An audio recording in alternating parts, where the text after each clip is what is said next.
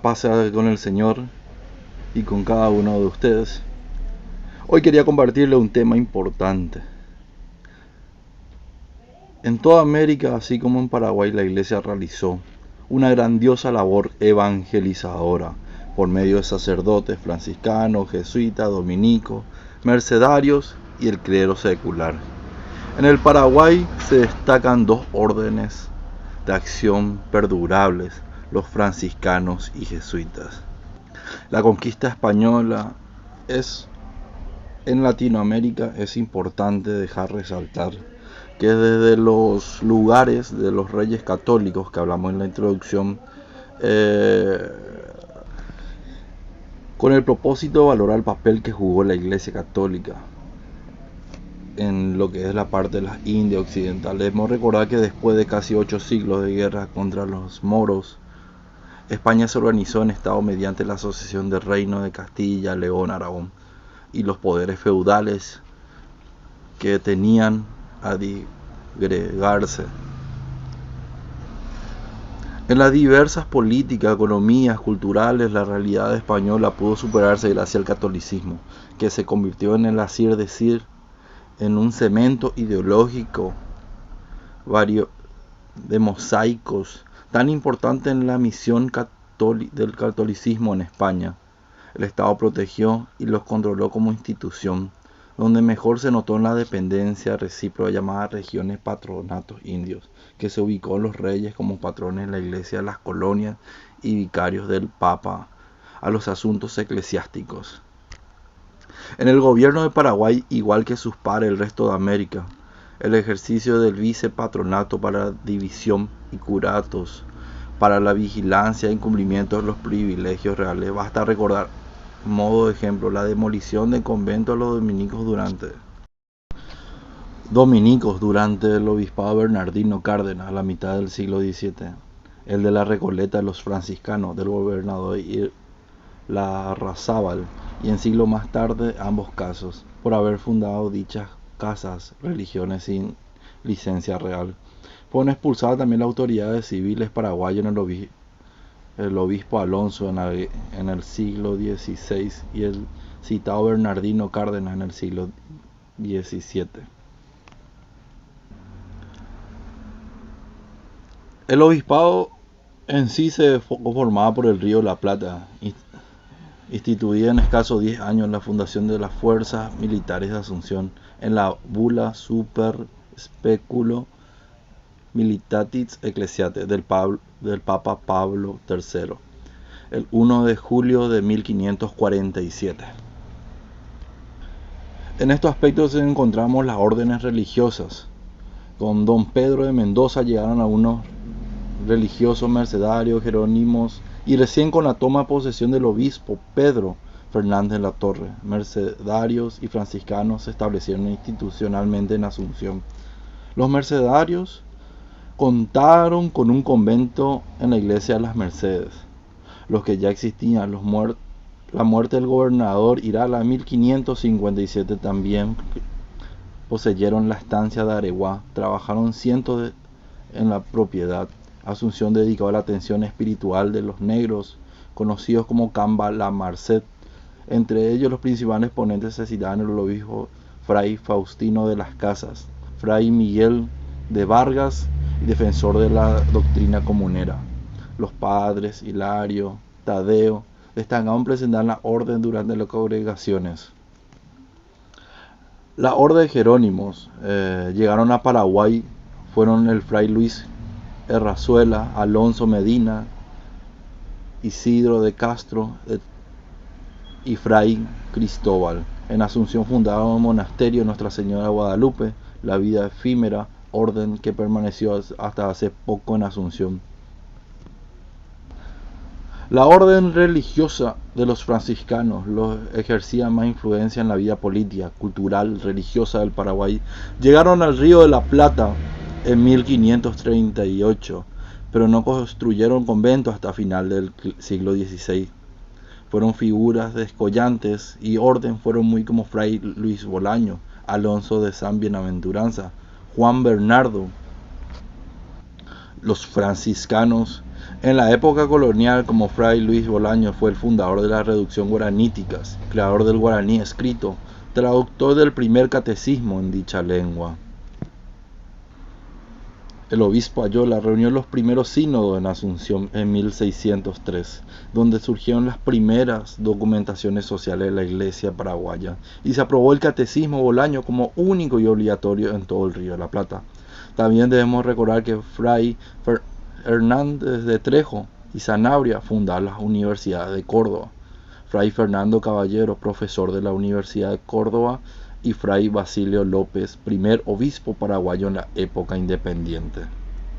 Los jesuitas, que fueron los primeros en llegar en Paraguay en 1588, recién comenzaron en el siglo XVII, se establecieron formalmente en Asunción en 1607 y originó la provincia jesuita del Paraguay, siendo su primer provincia el padre Diego Torres de Bollo. Emulando las obras misioneras franciscanas, los jesuitas comenzaron a estudiar el lenguaje guaraní de Bolaños para iniciar más tarde la fundación de las reducciones jesuitas.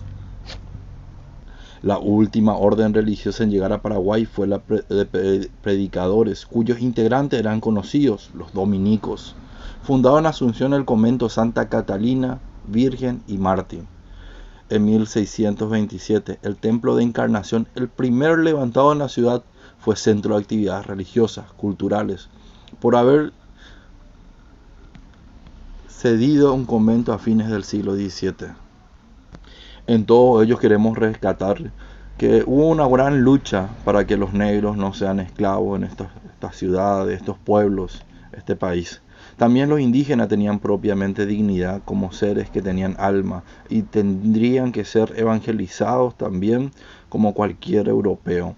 Acá la dignidad que representa esa lucha constante que hicieron estos misioneros, tanto de las diferentes órdenes religiosas como también laicos al servicio de la Iglesia, al servicio de Cristo, nos dan a entender muchas cosas importantes.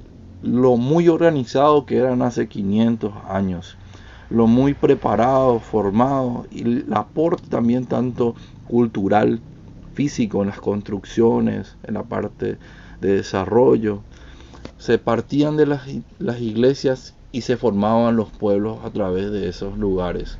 La gente se acercaba a buscar estar a Dios, así que ellos construían sus casas alrededor de estas. Las luchas no fueron fáciles.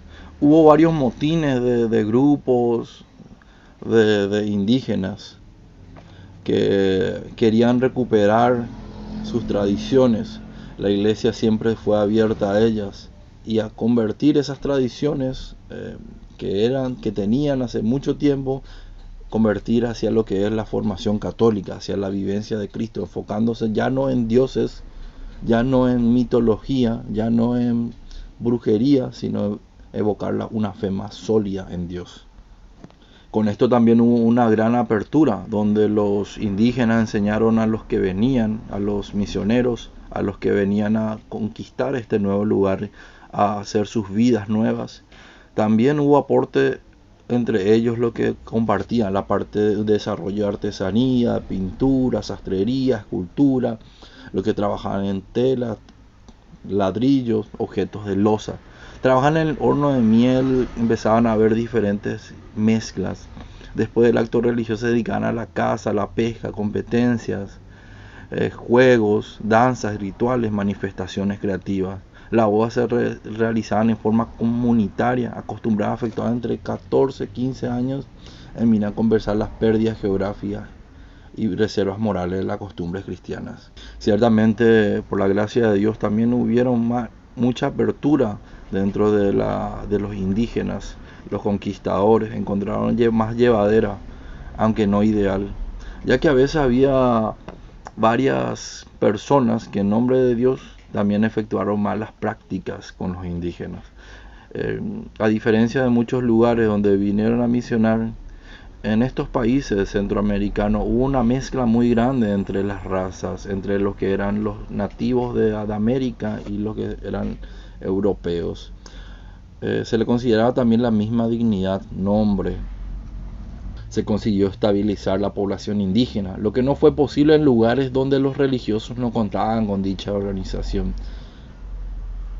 Todo lo que es la medicina moderna en ese entonces, todo lo que era la práctica de ciertos hábitos de higiene, ayudaron mucho también a que la vida de una persona, de un indígena en ese entonces, se pueda alargar. Vivían con más dignidad, sin tanto esfuerzo, porque traían también tecnologías de ese entonces para la preparación de alimentos, para la purificación, para la protección, para la caza y muchos más elementos que fueron constituyendo en sí una gran evolución de la sociedad. En todas las reducciones, las primeras fueron las escuelas de enseñanza. A los varones que se les enseñaba a escribir, a hacer operaciones, las niñas a leer, a hilar, cocinar. El castellano se enseñaba para lograr la unidad lingüística, porque en ese entonces existían 14, 15, 20, de acuerdo a ciertas zonas, diferentes idiomas nativos, y utilizaban generalmente el idioma que más se hablaba. En este caso, en mi país se utilizó el guaraní, el cual era el más difundido entre las razas indígenas, y se le mezcló con el paraguay, con el castellano, el cual hoy llamamos yopará. Y hay muchas palabras, los franciscanos que empezaron a construir los templos y empezaron a organizar las ciudades, mantenían los nombres en guaraní, mientras que los jesuitas generalmente tomaban nombres católicos de dogmas como la Asunción, Encarnación, Espíritu Santo y otros más. Ciertamente hasta el día de hoy se plasma en nuestra cultura esa transmisión de fe, esa fe popular. También dentro de nuestra doctrina, la calidez, la apertura, los encuentros, la familia, aunque últimamente se está perdiendo, se quiere constantemente buscar esas tradiciones, esas costumbres que tenían los pueblos, mezclas con las comidas, con la diversidad que hay hoy de pensamientos. El Paraguay es un país ciertamente católico. Más del 80% de la población paraguaya sigue siendo católico, aunque no todos en la práctica. Tenemos que reconocer que los valores de la familia fueron enseñados hace 500 años y siguen firmes. La misma doctrina que encontramos en los escritos de los que vinieron a llegar a Asunción y todo el Río de la Plata, hoy mantenemos la misma enseñanza de fe. Así que no hay divisiones, no hay confusión. Ciertamente hubieron malas prácticas, como en todos los ámbitos. Hay malos doctores, hay malos abogados, pero no significa que ya no me voy al doctor, que ya no me voy al abogado, sino que simplemente hubieron hombres que desvirtuaron la gracia que Dios le había dado, ese don, esa misión, y habían rechazado. Pero en gran parte podemos dar testimonio y legitimidad histórica a esos sucesos. Porque es muy fácil en mi país, por ejemplo, en Paraguay, irse no muy lejos, a unos cuantos kilómetros, y encontrar lo que era enseñado, encontrar la tradición y ejemplos históricos, culturales, que manifestamos día a día. La paz del Señor sea con ustedes. Le invito a mi país, un hermoso país lleno de calidez, de amistad. Y verán también que nosotros mantenemos una misma fe en comunión con la Iglesia que está universal, con el Papa Francisco y todos los obispos que representan a la Iglesia de Cristo. Dios tenga misericordia de cada uno de nosotros, en el nombre de la Santa María Virgen y de cada uno de los apóstoles, los mártires y todas esas personas que dejaron su huella en el corazón y en la sociedad paraguaya. Buena dueña de todo mi ser, compañera buena dueña de todo mi ser.